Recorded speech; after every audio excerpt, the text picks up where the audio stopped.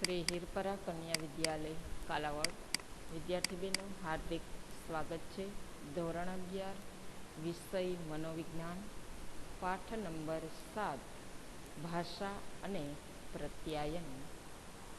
આ પાઠનો આજનો આપણો આ પ્રથમ લેક્ચર છે. પાઠનું હેડિંગ છે ભાષા અને પ્રત્યાયન. રોજબરોજના જીવનની અંદર આપણે જે કંઈ બોલીએ છીએ તે શું છે?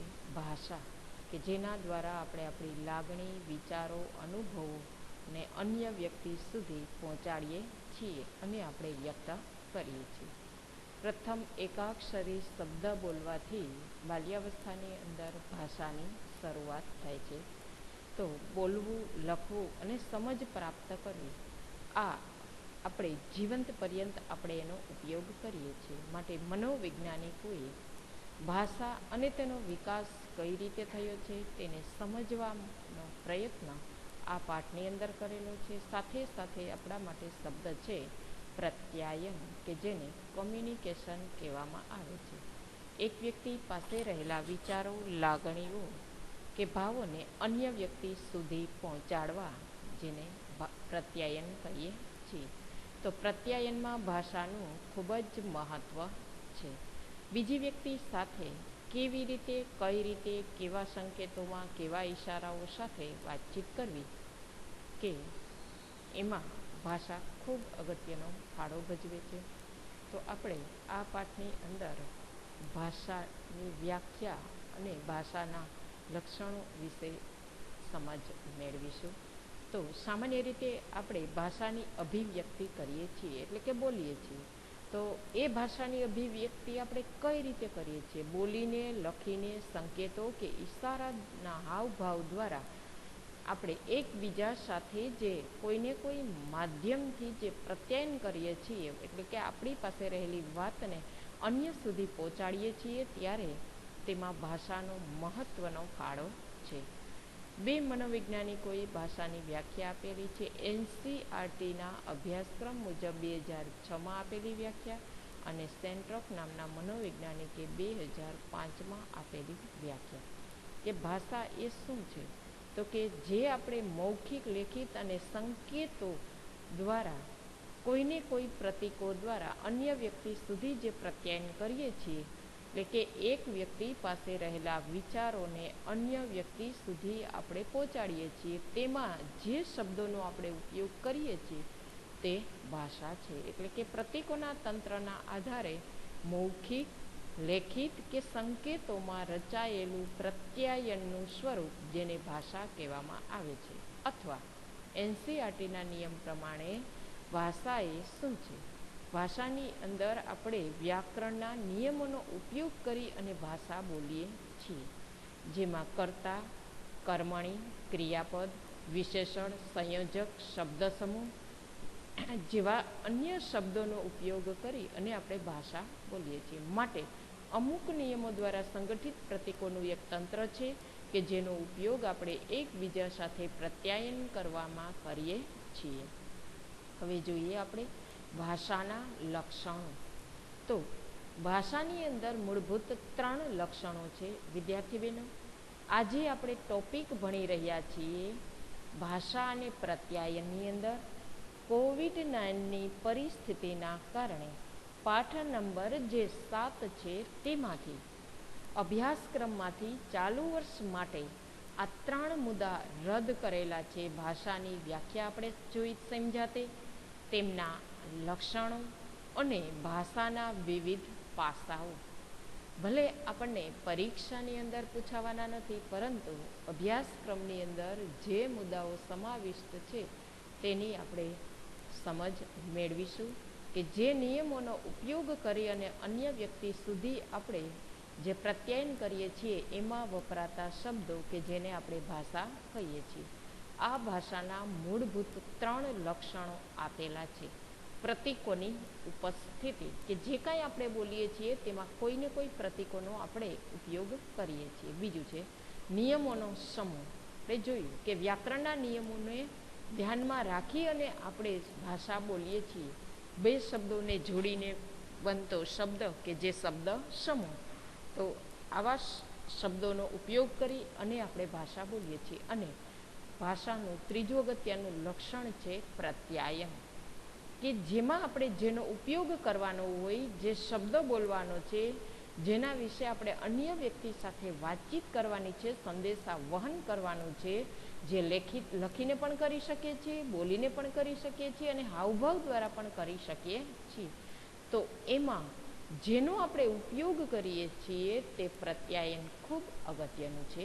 જોઈએ ખાલી વિદ્યાર્થી મિત્રો, અહીંયા આપણા અભ્યાસક્રમમાં સમાવિષ્ટ મુદ્દાને માત્ર સમજીશું, જે મુદ્દો આપણને પરીક્ષામાં પૂછાવાનો નથી, પણ આપણે સમજ મેળવી લઈએ કે ભાષા એ શું છે અને વર્તન વ્યવહારમાં ભાષાનું શું મહત્ત્વ છે અને તેમના શું લક્ષણો છે. તો ભાષાનું પ્રથમ લક્ષણ છે કે તેમાં પ્રતીકોનો ઉપયોગ થાય છે. પ્રતીક એ કોઈ વસ્તુ કે વ્યક્તિ દર્શાવે છે. પ્રતીક એ શું બતાવે? કોઈ વસ્તુ કે, એટલે કે કોઈના સંદર્ભમાં આપણે વાત કરીએ છીએ તો એ સંદર્ભ આપણા માટે શું બનશે? તો કે પ્રતીક.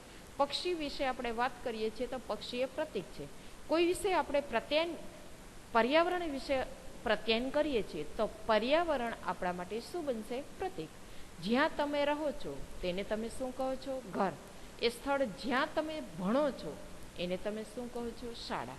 તો જે વસ્તુ આપણે ખાઈએ છીએ એને આપણે ભોજન કહીએ છીએ. તો આમ ઘર, શાળા અને ભોજન જેવા અસંખ્ય શબ્દો એ પોતાનો કોઈ અર્થ નથી. દરેકને પોતાનું ઘર, પોતાની શાળા છે. પરંતુ જ્યારે એ શબ્દોને અમુક અવસ્થા કે ઘટના સાથે જોડવામાં આવે તો એ કોઈ અર્થ ધારણ કરે છે. અને એ અર્થ કેવો છે? તો કે આપણે તે વસ્તુ કે ઘટનાઓ વગેરેને એવા વિશિષ્ટ શબ્દો વડે ઓળખીએ છીએ કે જે વિચારતી વખતે આપણે આવા પ્રતીકોનો ઉપયોગ કરીએ છીએ. એટલે કે કોઈની સાથે જ્યારે પ્રત્યાયન કરીએ છીએ ત્યારે જેના સંદર્ભમાં પ્રત્યાયન કરીએ છીએ એ સંદર્ભ એ પ્રતીક બને છે. નિયમોનો સમૂહ. ભાષાનું બીજું લક્ષણ એ છે કે તેમાં પ્રતીકોને સંગઠિત કરવા માટે અમુક નિયમો કે નિયમોનો સમૂહ હોય છે. બે કે તેથી વધુ શબ્દ જોડતી વખતે આપણે શબ્દોની રજૂઆત માટે એક નિશ્ચિત અને સર્વસ્વીકૃત ક્રમને અનુસરીએ છીએ.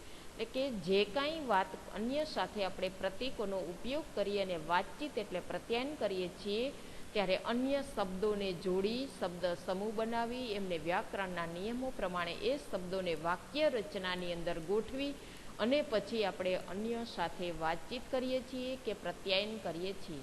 અહીંયા એનું ઉદાહરણ આપેલું છે કે હું શાળાએ જાઉં છું. એવું નહીં કહો કે જાઉં છું શાળાએ, કારણ કે અહીંયા જે વાક્ય છે તે વ્યાકરણના નિયમોના સંદર્ભમાં એ વાક્ય રચના બંધ બેસતી નથી. માટે આપણે જ્યારે પ્રત્યાયન કરીએ છીએ ત્યારે વ્યાકરણના નિયમોને ધ્યાનમાં રાખી અને જુદા જુદા શબ્દોને જોડીને શબ્દ સમૂહ કે વાક્ય રચના બનાવીને બોલીએ છીએ. ત્રીજું છે પ્રત્યાયન. તો ભાષાનું ત્રીજું લક્ષણ એ છે કે તેનો ઉપયોગ આપણે આપણા વિચારો, યોજનાઓ, આપણા અભિપ્રાયો અને લાગણીઓને બીજા સુધી પહોંચાડવા માટે કરીએ છીએ. શેના માટે આપણે પ્રત્યાયન કરીએ છીએ? આપણા મનના વિચારો, ભાવો, યોજના, અભિપ્રાયો, મંતવ્યો કે જે બીજા સુધી પહોંચાડીએ છીએ. હવે કઈ રીતે બીજા સાથે આપણે પ્રત્યાયન કરીએ છીએ? તો કે લખીને. જો વ્યક્તિ દૂર રહેતી હોય તો આપણે સંદેશા વહનના કોઈ માધ્યમ દ્વારા આપણે સંદેશો લખીને આપીએ છીએ. બોલીને કે હાવભાવ દ્વારા. અત્યારે વર્તમાન સમયની અંદર ટેકનોલોજીના યુગની અંદર આપણે સંદેશા વહન મોટા ભાગે આપણું કઈ રીતે હોય છે? મોબાઈલ, ઇન્ટરનેટ વગેરે દ્વારા. તો હાવભાવ દ્વારા કરવામાં આવતા પ્રત્યાયનને આપણે શું કહીએ? બિનશાબ્દિક પ્રત્યાયન. વિદ્યાર્થી મિત્રો, બિનશાબ્દિક પ્રત્યાયન કોને કહેવાય? તો કે જેમાં શબ્દોનો ઓછામાં ઓછો ઉપયોગ થાય કે થતો જ નથી. એટલે કે હાવભાવ દ્વારા જે પ્રત્યાયન થાય એને બિનશાબ્દિક પ્રત્યાયન કહેવાય. જેમ કે તમે પરીક્ષા સમયે પરીક્ષા ખંડની અંદર કોઈ વ્યક્તિ સાથે પ્રશ્ન પૂછો છો અથવા તો તેને જવાબ કહો છો, એ સમયે જે તમે પ્રત્યાયન કરો છો એ કેવું છે? બિનશાબ્દિક પ્રત્યાયન. તમે હાવભાવ અને ઈશારા દ્વારા કરશો. હાથ આંગળી આમ કરશો, પછી એમાં પહેલા પ્રશ્નમાં બીજો જવાબ આવે, એ રીતે જે તમે હાવભાવ બતાવો છો એને કેવું પ્રત્યાયન કહેવાય? તો કે બિનશાબ્દિક પ્રત્યાયન છે. તો બહેરા મૂંગા બાળકો શારીરિક સંકેતો કે હાવભાવ દ્વારા પ્રત્યાયન કરે છે. બહેરા મૂંગા બાળકો કે જેમને ભાષા એ વ્યક્ત કરી શકતા નથી, એ પોતાના મનના વિચારોને, મનના ભાવોને, મનના મંતવ્યોને, લાગણીઓને, અભિપ્રાયોને અન્ય વ્યક્તિ સુધી પહોંચાડવા માટે કેવા પ્રત્યાયનનો ઉપયોગ કરે છે? તો કે બિન શાબ્દિક પ્રત્યાયનનો એ ઉપયોગ કરે છે. માટે ભાષા એ ભાષાનું એક સ્વરૂપ છે શારીરિક સંકેતની ભાષા, જેમનું બીજું નામ છે શારીરિક સંકેતની ભાષા, કે જે પોતાના શરીરના અવયવોના હાવભાવ દ્વારા પોતાના મનમાં રહેલી વાતને અન્ય વ્યક્તિ સુધી પહોંચાડવાનો પ્રયત્ન કરે છે. તો વિદ્યાર્થી બહેનો, આપણે આજના લેક્ચરની અંદર ભાષાની વ્યાખ્યા જોઈ કે પ્રતીકોના તંત્રોના આધારે મૌખિક, લેખિત કે સંકેતોમાં રચાયેલું પ્રત્યાયનનું સ્વરૂપ, જેને ભાષા કહેવામાં આવે છે, અથવા અન્ય વ્યક્તિ સુધી પ્રત્યાયન કરવા માટે જે નિયમોનો ઉપયોગ કરી અને જે શબ્દો બોલીએ છીએ તે ભાષા. ભાષાના આપણે 3 લક્ષણો જોયા: પ્રતીકોની ઉપસ્થિતિ, નિયમોનો સમૂહ અને પ્રત્યાયન. આગલા લેક્ચરની અંદર આપણે ભાષાના વિવિધ પાસાઓ, એટલે કે એમની અનેક કક્ષાઓ છે, જે ભાષા આપણે બોલીએ છીએ તેમાં આપણે વ્યાકરણના નિયમોનો જે ઉપયોગ કરી અને ભાષા ઉચ્ચારીએ છીએ તે આપણને સામાજિક વ્યવહાર અને વર્તન કરવામાં કઈ રીતે ઉપયોગી બને છે તેની સમજ મેળવીશું. અસ્તુ.